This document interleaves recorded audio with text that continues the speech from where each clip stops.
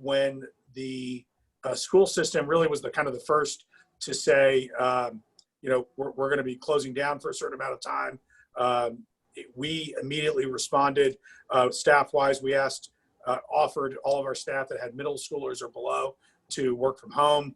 We then extended that later that first week to just anyone that felt like they would be more comfortable working from home. Since that time, which has now been 3 weeks, we have had kind of a skeleton crew, somewhere between 6 and 10 people at the office. It's been their choice to come in if they would like to or not.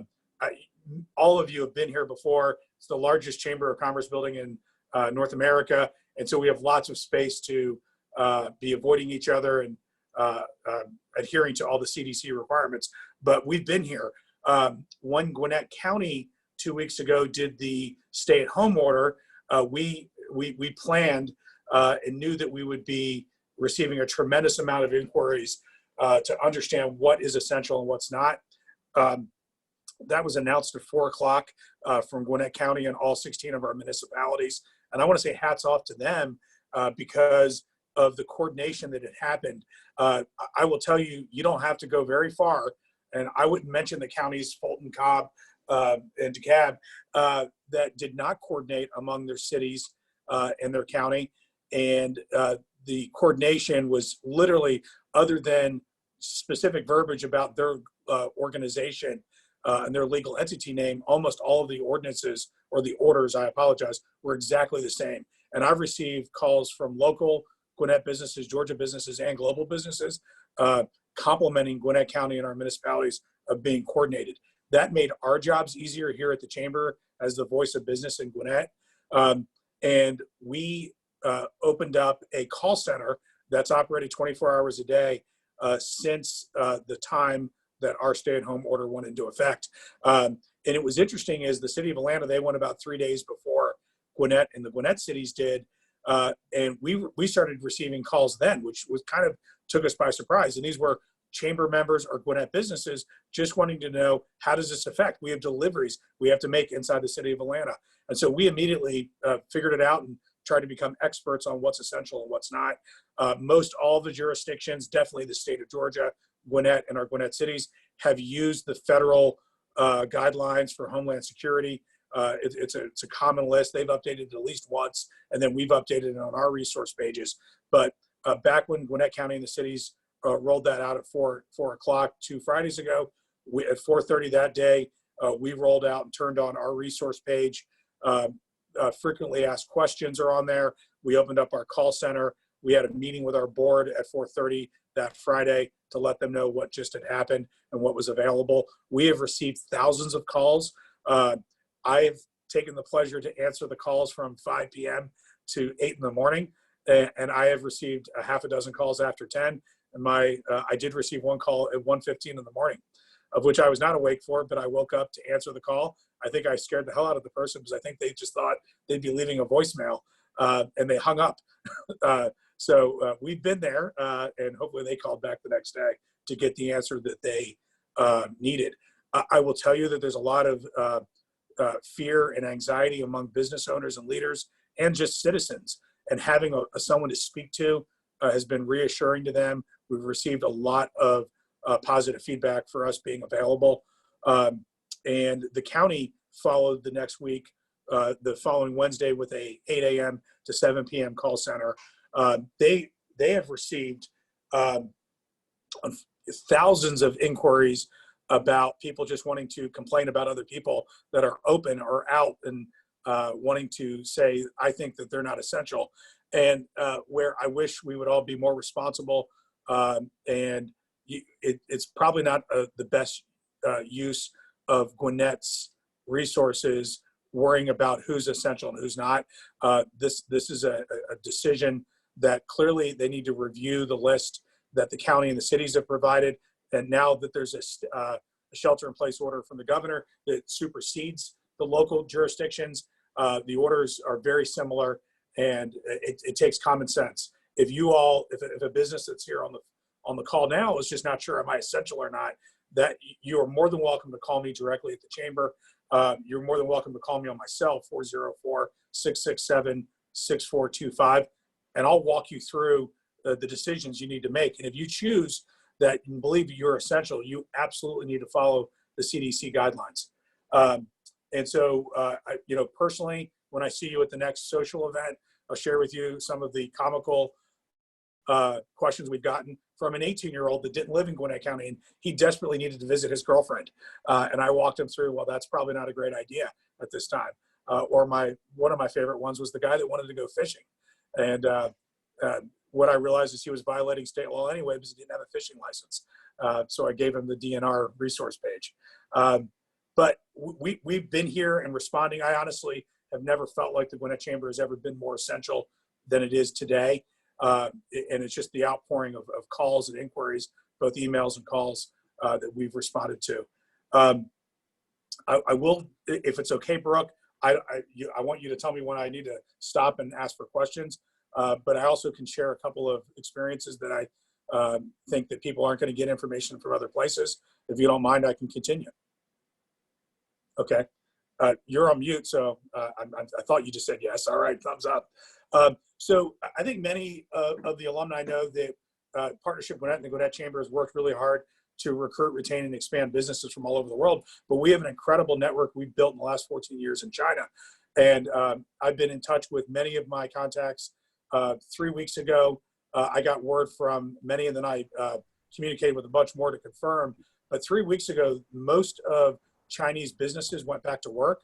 The schools, K through 12, went back, and the universities opened. And actually, interestingly enough, is yesterday, Wuhan, which is clearly the epicenter of this crisis, they actually opened up Wuhan for citizens to move about, for citizens of Wuhan to actually leave Wuhan in the Hubei district to travel to other parts of China.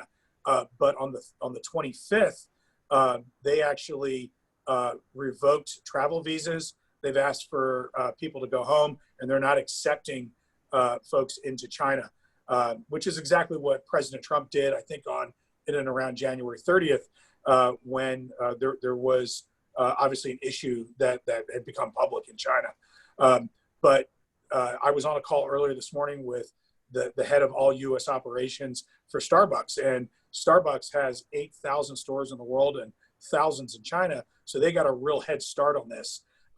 And they are just now, they're all open. That 90% of their stores in China are open. They are operating. They are clearly not at the sales that they were at pre-COVID. And I think that we can follow a lot from that. So based on the timeline of when they all started shutting down in China to when they opened up, our shelter-in-place order from the governor, which says for us to shelter in place at the end of this month, should be, we're going to peak in a week or two in Georgia. I hope that we peak on both our cases and our deaths, and then we start going down the other side of this, which maybe May 1st, we can all be going back to work. And, the question that we're asking at the chamber, and I know all of you are asking, what does that look like? Do you all show up, the second week of May for a chamber on topic luncheon? What does that look like? Are people wearing gloves? Are they wearing masks? These are questions we're asking ourselves. And so again, fellow alumni, I'd love your thoughts on that, what you're thinking. I've seen some responses. A friend of mine in Augusta works for Georgia Power. He said, I don't think we're going to be back at work May 1st or June 1st, and maybe even not July 1st. I hope to God that's not true. Our plan is that we will be back in and around the 1st of May, operating as close to, as standardly as we typically can. And maybe I'm just being too hopeful, but I do believe in this time of crisis and lots of anxiety that we will try to be, the chamber will try to be a lighthouse out there in the fog, and at least give an example. We want to do, number one, what's safe for our staff, what is safe for our members and investors and sponsors, and then also we also have to get our economic engine going again in Gwinnett, in Georgia, and in the United States. But I thought just because of my unique connections I have in China, I wanted to share some of that. Then also, some of you may know that on the 28th of February, my son and I, he's a dual enrolled senior, he's at GGC, and for his GGC spring break, we went to Europe. And things were starting that week to really bubble up in Milan. I know I've been to Milan many times. I did the research. There were no reported cases in Milan Central. They were all in the suburbs, a half an hour south of Milan. My son and I were flying into the northern Milan Malpensa airport, and we weren't going to Milan. We were literally just landing there, heading to a trip to hike in the Italian Alps. We moved forward on that. On our plane, there were probably a dozen people wearing masks. When we landed, I put on my mask. My son wore a mask the entire flight. And we only saw 2 employees at the airport wearing masks. No other personal protective equipment. We got to the car rental place. Nobody there was wearing masks. We rented our car. We literally sanitized the car. We drove into the Italian Alps. We hiked into a valley, stayed overnight at a hostel, a mountain hostel, and then we hiked back out. And we left and went to Zermatt for skiing for 3 days. And our plan was then to return to Milan.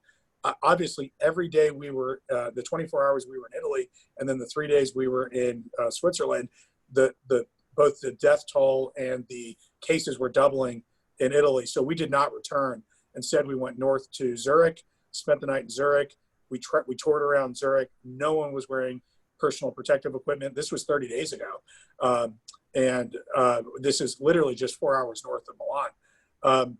Then we went ahead and went up to Munich, and we spent the last 3 days in Munich and did not see anyone really anything different. It was full tourism. The weather was great. People were outside. I didn't see one person wearing gloves. I didn't see one person wearing a mask. I'll share what was interesting is when I arrived in Milan on the 29th, they took our temperature.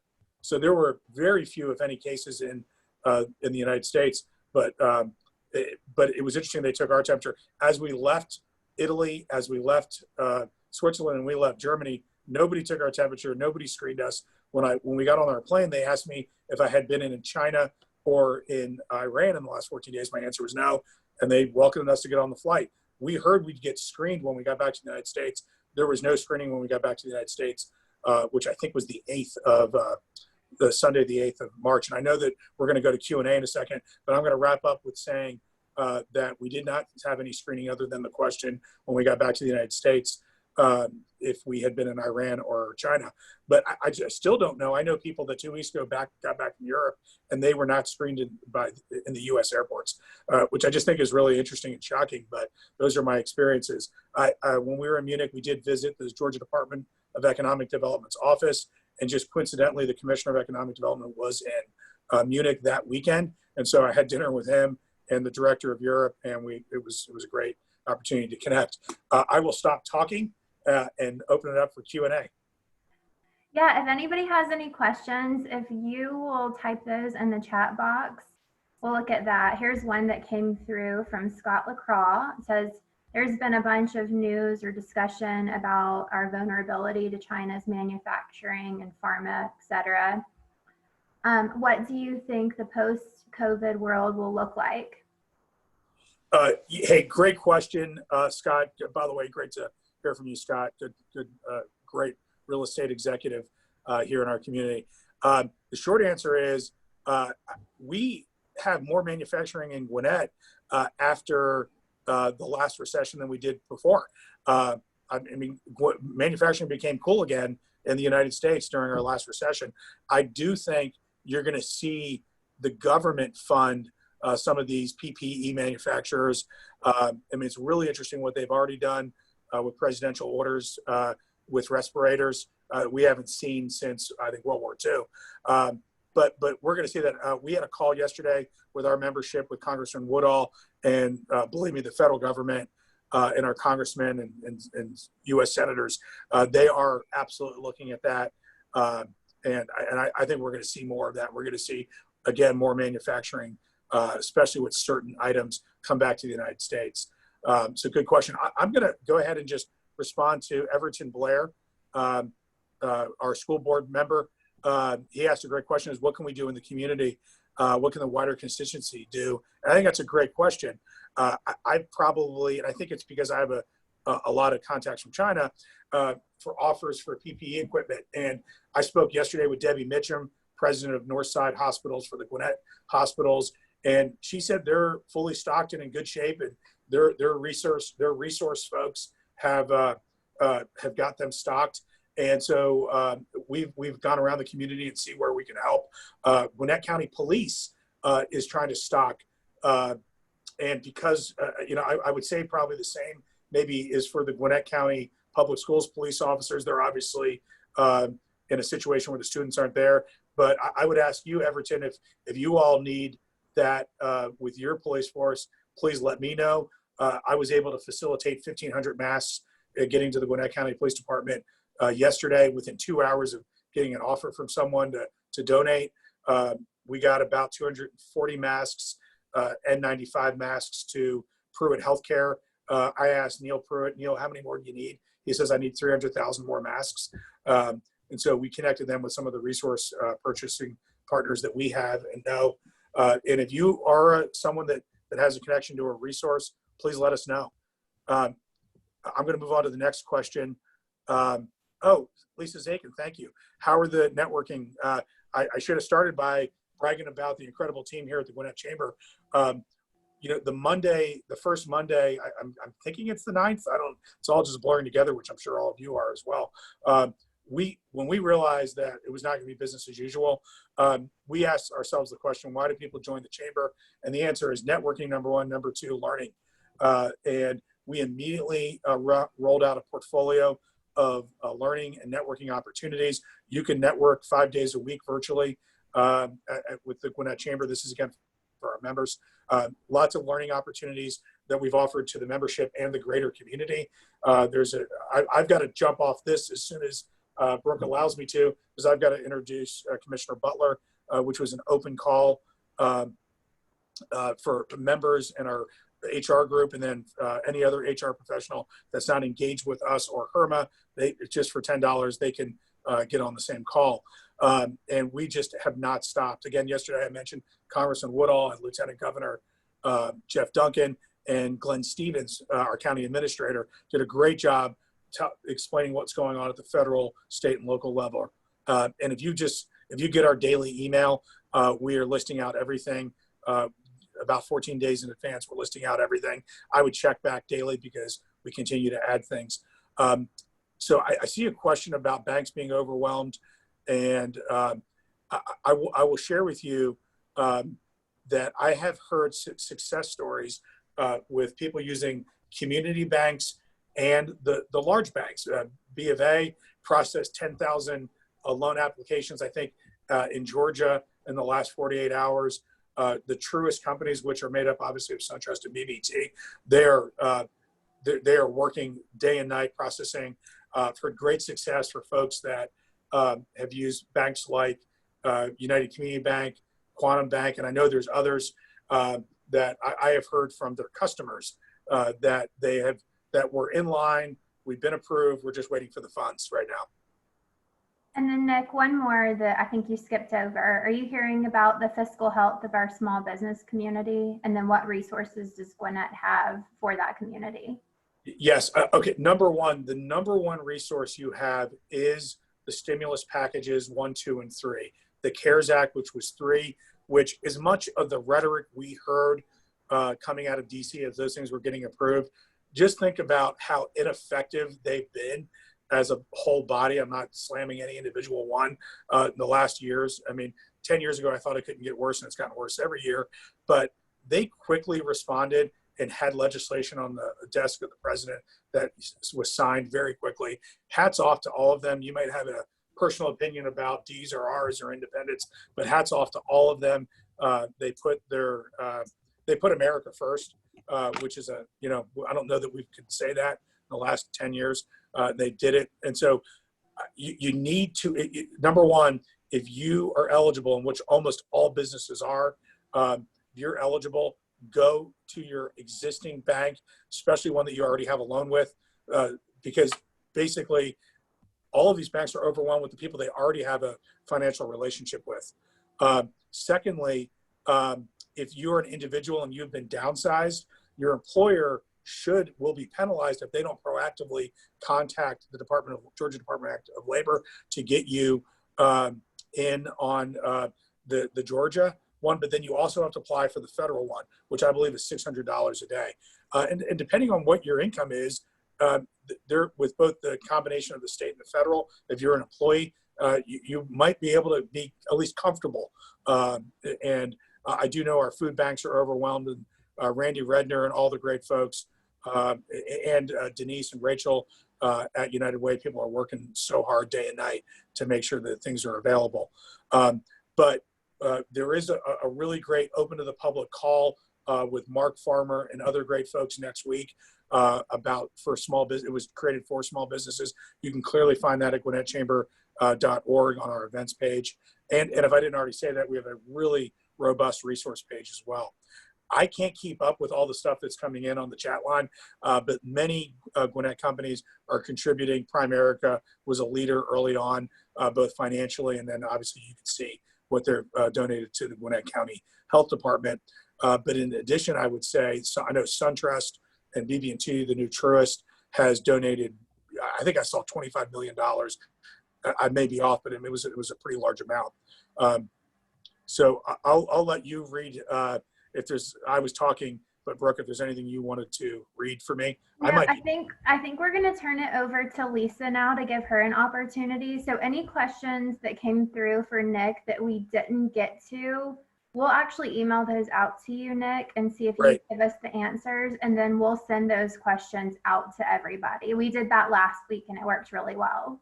Okay. And Brooke, I'm going to go, since this is the Leadership Gwinnett family, can I ask for forgiveness, and can I get off and let Lisa handle our leadership stories and resources? I think she can handle it. I know she can better than I. Thanks for joining us. We appreciate it. To get on with Commissioner Butler. Thank you all so much. Thanks. Bye, Nick. Bye-bye. Okay, and next up is Lisa Anders. She is going to shift the focus a little bit and tell us more about the tourism industry in Gwinnett. So Lisa? Thanks, Brooke. Thanks, Lisa, and thanks, Nick. It's been a really challenging 4 weeks for tourism and hospitality, which is probably no surprise to anyone.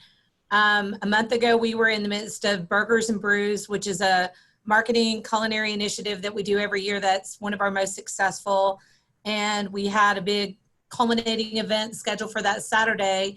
And we knew that things were about to change really quickly when we had to cancel that event. That's when we knew we needed to kind of mobilize and change what we were doing. So we have a 12-person staff. They, as Nick mentioned, were almost all working at home. There's 2 or 3 of us in the office on kind of a rotating basis. But we have 112 hotels in Gwinnett County. We have obviously the Infinite Energy Center. We have 40 event venues. Every single night prior to this crisis, we had 500,000 hotel rooms full in Gwinnett County every single month. We had 125,000 people walking through the doors of the Infinite Energy Center, and that changed really quickly. So we had to kind of pivot and figure out, what do we do to try to mitigate the circumstance as much as we can from our end? And I have to just really commend our hotels, the Infinite Energy Center staff, our sales and marketing team, because everyone kind of turned on a dime. You know, we've all been through, I've been in Gwinnett and have lived through 2008 to, 9/11, a little bit of everything, and we've never seen anything like this. We are in a very, very challenging time. We have hotels that have closed for the short term. Thankfully, we know that most of them will open, and they have sister properties where they're just kind of moving their groups and their rooms over there. But our main focus has been connecting and collaborating with our hotels, and also repurposing our website, which is exploregwinnett.org, and making sure that it's a resource for our locals and our visitors, our future visitors, and our hotels, letting them know, originally we started off with which restaurants were open. Now it's which restaurants are to go delivery. Now it's which ones are serving as soup kitchens, which ones are allowing liquor, to go out, or beer to go out. Just kind of making sure people know everything about the hospitality industry. And when we were in the middle of Burgers and Brews Week, we got a little flack because our restaurants were still open, and that was like the second week of March. But kind of to Nick's point, for us, going out to dinner is a great, it's a benefit. It's something we all enjoy. People who own these restaurants, this is their life and this is their livelihood. So we've really tried to work really hard to make sure that our restaurants, which are the heartbeat of our community, are engaged and alive and thriving in their kind of new normal as this thing moves forward. We've created, for people who are stuck inside, a great list of virtual learning and online opportunities for kids and for families. You know, you can do like a docent guided tour of the High Museum. All these things that people don't think about, kind of to break the boredom and the monotony of the quarantine. Giving the resources for our hotels, especially who are struggling. A lot of them are eligible for aspects of the CARES Act, like the PPP. Advocating and educating them on what they can do so that they don't have to let staff go, or they can minimize the impact. And then making sure that we connect and collaborate with them. We've made a mission of every single week since this crisis has started that there's a handful of us who feel comfortable going out. And of course we practice social distancing, that we go see our hotels. We've delivered hand sanitizers. We delivered 4,500 hand sanitizers the first week. We're feeding them. We're just stopping in to talk to them because people feel very isolated, and that touch point and that engagement is really, really important. And then our business focus has been not trying to convince our groups. April and May are really, really strong business months for hospitality and tourism. So we've had to look at this as, let's see what we can do to reschedule and not cancel. So our hope and anticipation is that the third and the fourth quarter are going to be much, much stronger. And we're really trying to push all this business into the fourth quarter, which is typically the weakest of the year, to make sure that we can recoup some of that. Because at the Infinite Energy Center, we have a major construction project going on. We have an expansion of the convention center. We have 14 hotels under development. None of these projects are stopping. So part of our job is to make sure that they're full. The other aspect of our job that's been real interesting is film. As you guys know, we run the Gwinnett Film Office. A month ago, we had 14 productions in Gwinnett that were either in studios or shooting locations. If you've been quarantined and watching Ozark, there's a lot of Gwinnett on Ozark. So go through it one day and tell me what you can find. But our production stopped really fast. People who had 2 and 3 days left to film, they were like, you're done. And I've talked to the state film office and to our studio folks. And this is one area of our economy that we think is going to come back really fast. I'm starting to get inquiries for locations and filming in June and July. All these shows that we're filming, you guys may know, and a lot of you have heard me talk about it before, we have 2 major studios in Gwinnett County, Eagle Rock and OFS. There is a battle for soundstage space come summer and fall, because all these productions that had to suspend production are coming back in. And the important thing with that is not just that we're going to have new TV to watch and we don't have to like dig through the dregs of Netflix to figure out what we want to watch, is that the industry is definitely also the domino effect. When those film crews come back, well, they're going to utilize the small businesses like the lumber stores and the food trucks and the catering companies and all of that. They are going to stay in the hotels, not even necessarily in Gwinnett, but what's good for downtown or midtown is good for the rest of us. So that's going to be something that I think is going to come back a little bit faster. I think I just saw a chat question about to-go food with restaurants. From the CDC perspective, I think that they're saying, and I'm not an expert, that there's certain criteria that these restaurants need to follow in order to be able to do to-go food. And I will say the restaurants have been outstanding. I mean, they're letting, one person in at a time. They're sanitizing. Like, I actually picked up some to-go food last night. They were sanitizing anything you touched immediately after you touched it. They were sanitizing your credit card before they gave it back to you. So I think that they all realize they have to step up their game in order to succeed and grow and make it through this difficult time. And I think Audrey Arona is on the call too. Audrey, do you have anything to add to that regarding to-go food? I know that's a big concern for a lot of people. I don't know if you're still there. Yes, I'm still here. Can you hear me? Yes. Yes, our restaurants have been phenomenal. We've gotten such little complaints from people on their social distancing. They're, going above the recommendations to ensure public safety, and I commend them wholeheartedly, just like Lisa. And we're hoping that this all turns around quicker. As to Nick Masino's note about May 4th, if you don't mind me just jumping in really quick about May 1st, I doubt seriously that we'll be, because if you look at the projections on May 1st, we're just going to be declining in cases. And to be realistic about that, I think it'll be a little bit longer before we're going to be able to all go back to work quickly.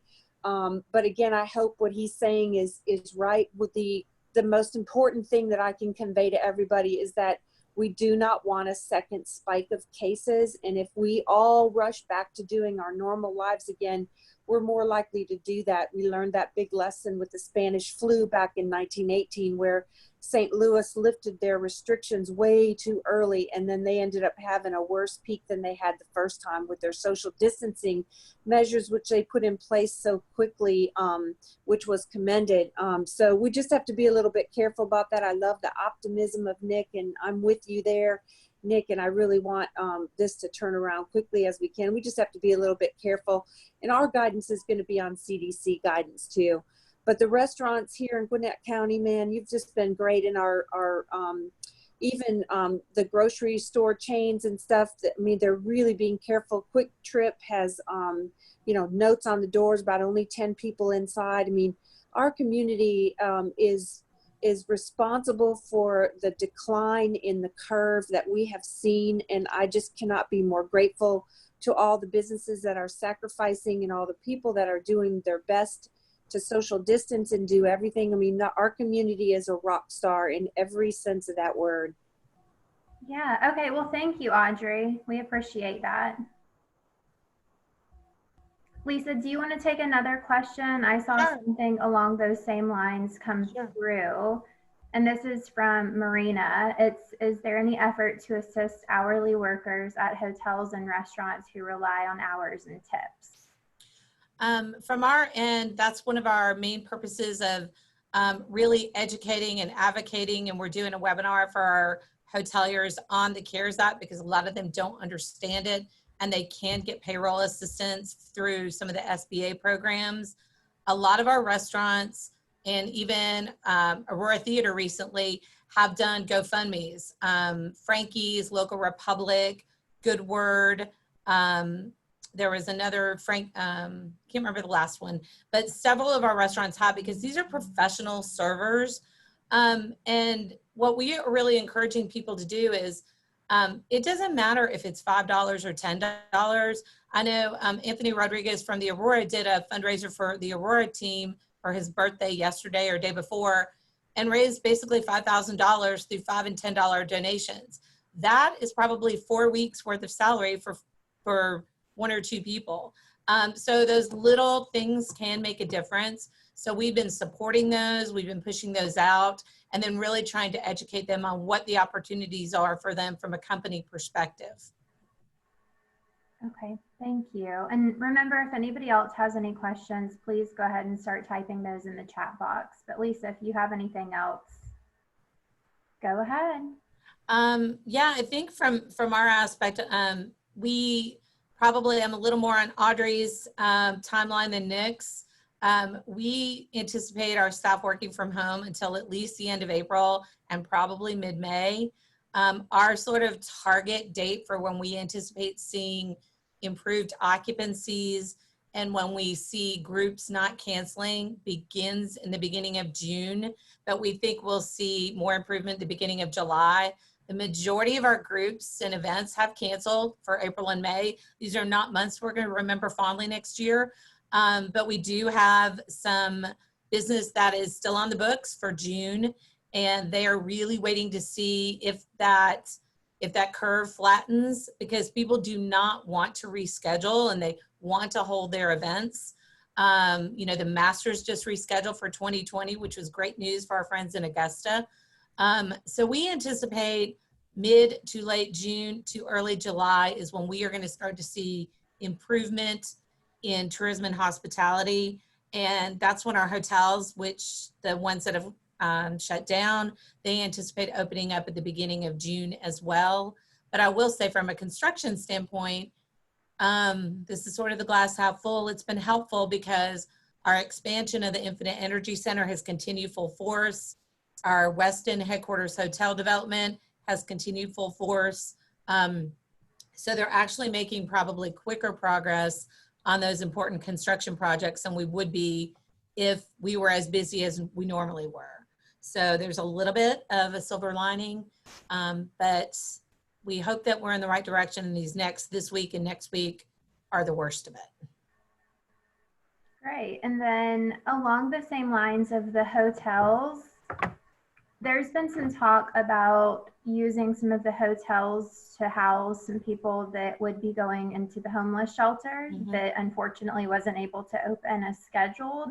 Can you speak a little on that, like how those hotels were selected, if they volunteered, maybe a little about the rates, and then also how they're keeping their rooms sterilized?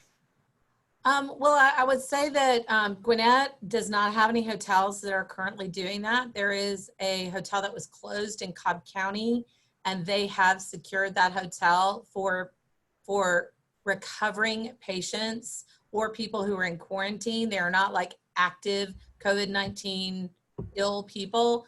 I think a few of our hotels have been approached. I'll be candid, most of them, it's not something that at this point they want to do. I think there's a PR concern for some of them.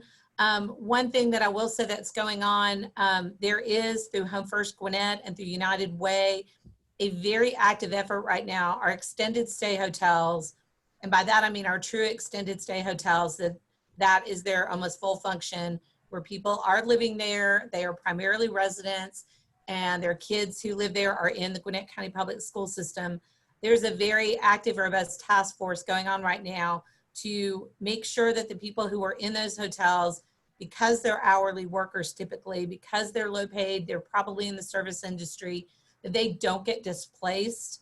So between Matt Elder, Emery Morseberger, Randy Redner, and a lot of other key people who've been very engaged in it, Shiv Arkerwal as well, they put together a program where they're asking some of our extended stay hotels to waive a portion of the standard weekly payment in order to ensure that the people are not released out into the public without space, without a place to live. And so far, we had a call on it yesterday. We have 4 to 5 hotels who are interested in it, and that represents, well over 100 families who may end up being able to stay in those hotels as opposed to experiencing homelessness. That's huge. Thank you. You said that the normal room rate, I guess, is 500,000 people in hotel rooms. 200, there's on I'm sorry, average. this is jumping around. Yeah, on average, there's 240,000 room nights that are booked across Gwinnett County in a month. Do you know what that number is now? Markedly lower. It is probably about 20% of that. Our occupancy for March was, our normal occupancy is about 72 to 73%. In March, it was 38%. And in April, we anticipate it will be about 20. Okay. So that is a March decrease, obviously.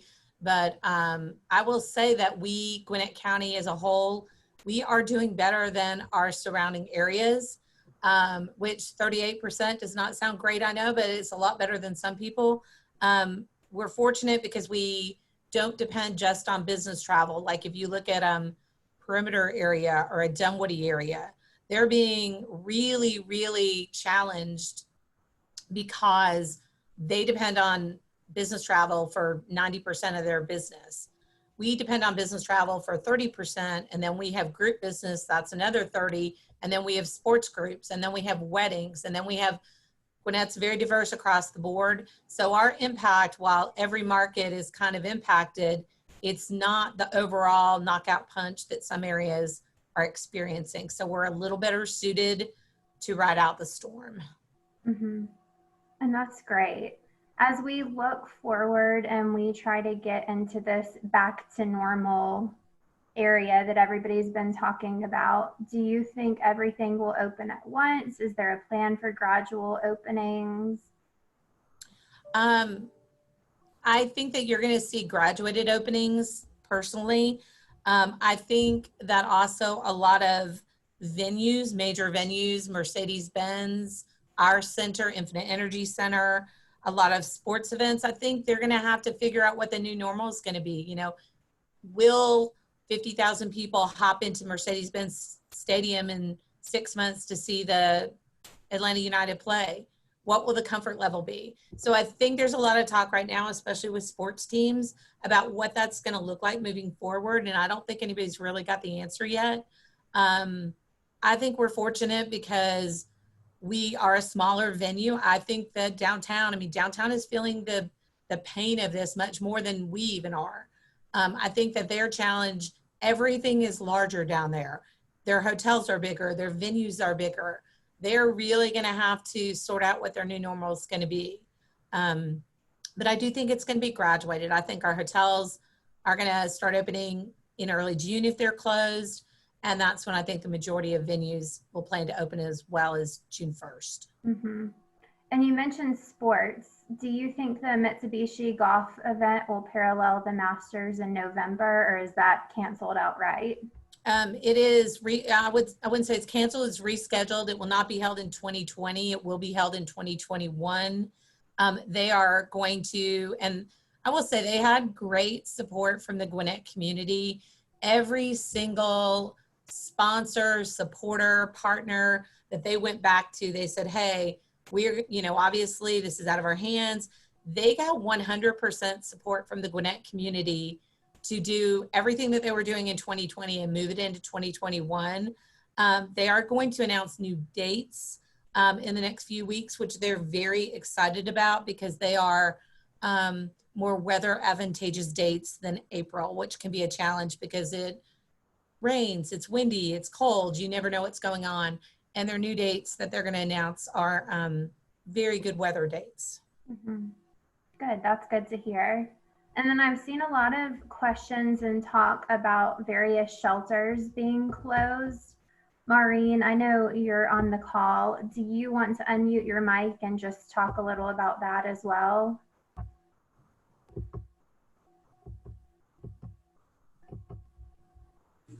Good morning, everybody. I've been talking to Matt Elder and keeping close contact with him, given the fact that that shelter is now postponed their opening. Rainbow Village has apartments, so their residents are in their own apartments. Their offices are closed, but they're working remotely from home, so they're kind of at a standstill where they are. Home of Hope at Gwinnett Children's Shelter is not closing. It's not even an option because we have 11 families and 28 kids who would be homeless if we chose to close our doors. We are working with a skeleton crew, and we put procedures in place to keep our guests safe as best we can. Many of you know we have a 45-acre campus and 2 separate houses and room for 11 families in the main building, 11 or 12 in the main building alone. So what we're doing to keep people safe is when we take in new families, they will go to house 1. Those 3 up there are about to move down to the main building. They've been quarantined for 2 weeks this coming Friday. And then we'll take in 3 or more families at one time this week, and they will be quarantined in house 1 before they move down to the main building. We're keeping house 2 up the hill clean and ready should we have a test positive case.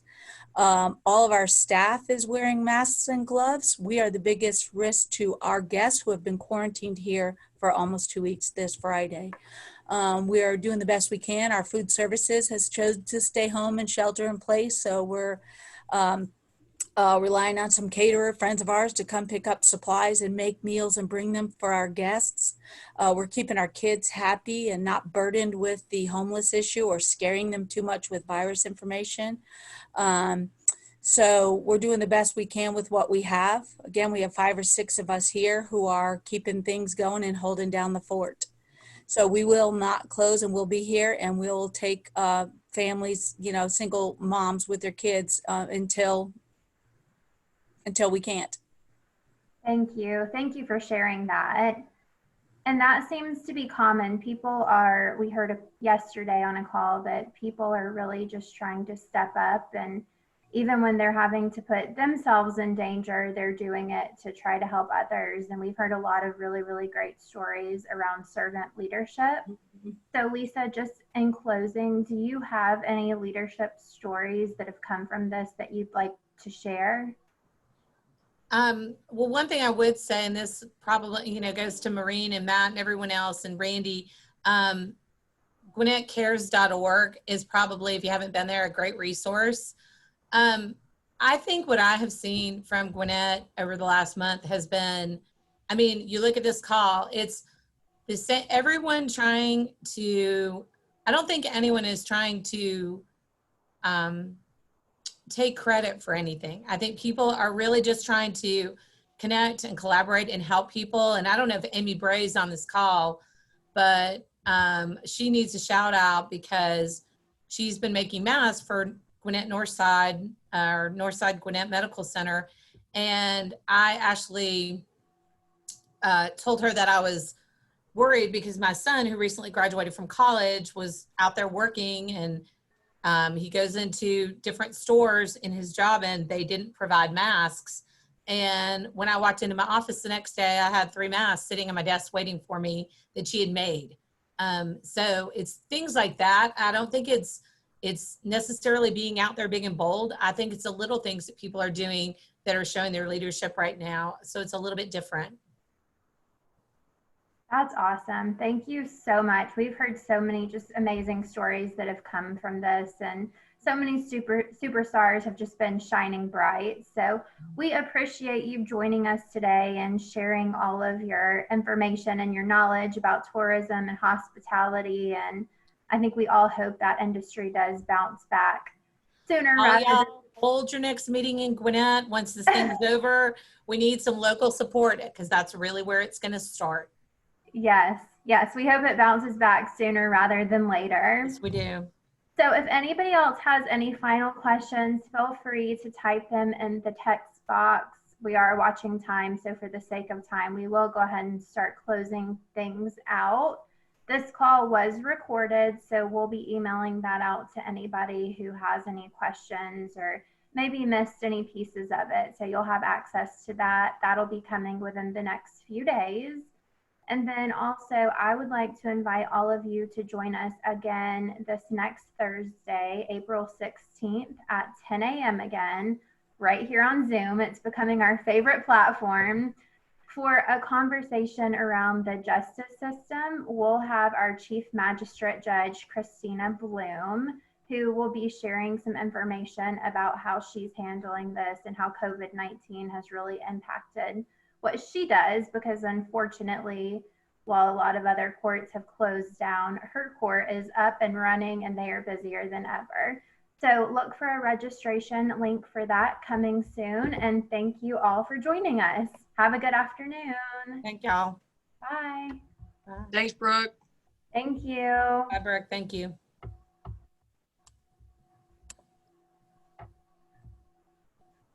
Thank you. Thank you, Lisa Anders. Thanks, everybody. Bye-bye. Bye.